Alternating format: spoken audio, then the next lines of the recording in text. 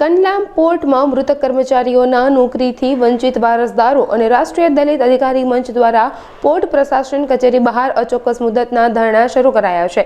વારસદારોએ port પ્રશાસન દ્વારા અપાયેલા દર વર્ષે 5% સ્લેબ મુજબ નોકરી આપવાના પ્રસ્તાવને ફગાવી દીધો છે, કારણ કે આ સ્લેબની 440 પેન્ડિંગ અરજીઓ પૂરી થવાના વર્ષો લાગશે। વારસદાર જગદીશ દાફડાએ જણાવ્યું કે તેઓ 5% સ્લેબમાં વધારો કરીને અથવા કોન્ટ્રાક્ટ પર નોકરી આપીને તાત્કાલિક ન્યાય આપવાની માંગ કરી રહ્યા છે અને ત્યાં આંદોલન ચાલુ રહેશે।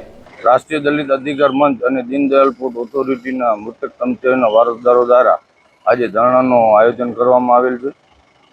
છેલ્લે 2024 અને 25માં ટોટલ 17 લોકોને લેવામાં આવ્યા છે। ત્યારબાદ હજી 440 જેટલા વારસદારો બાકી છે, એમને યોગ્ય ન્યાય નથી મળતો।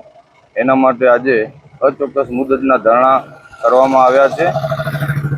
જ્યારે પોર્ટ દ્વારા અન્ય વિભાગો માટે વિકાસ ડેવલપ કરવા માટે રૂપિયા છે, પણ આ વારસદારો માટે કોઈ યોગ્ય ન્યાય નથી।